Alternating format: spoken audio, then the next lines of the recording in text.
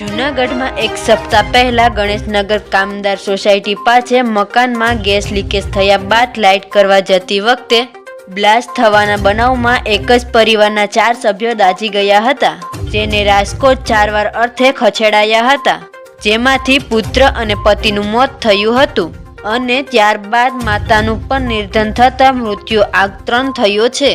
Blast થયા બાદ ગંભીર રીતે દાઝી જવાથી કાનજીભાઈ કટારિયા, તેના પુત્ર વિજયભાઈ, પુત્રવધુ મનીષાબેન અને પૌત્ર દત્ત એમ સારી સારવાર અર્થે રાજકોટ ખસેડાયા હતા, જેમાંથી તારીખ 4ના પૌત્ર દત્તનું, ત્યારબાદ તારીખ 7ના વિજયભાઈનું મોત થયું હતું. વિજયભાઈના પત્ની મનીષાબેન પર ગંભીર ઈજાગ્રસ્ત હોવાથી તેનું પણ સારવાર દરમિયાન મોત થતાં બ્લાસ્ટના કારણે મૃત્યુ આંક 3 થયું હતું. કાનજીભાઈને રાજકોટ હોસ્પિટલેથી રજા આપી જૂનાગઢ હોસ્પિટલે સારવાર માટે ખસેડાયા છે, ત્યાં તેની હાલત સ્થિર હોવાથી જાણવા મળ્યું છે. એક જ શાહમાં પરિવારના 3 સભ્યોના મૃત્યુથી શોકનું મોજું છવાયું છે.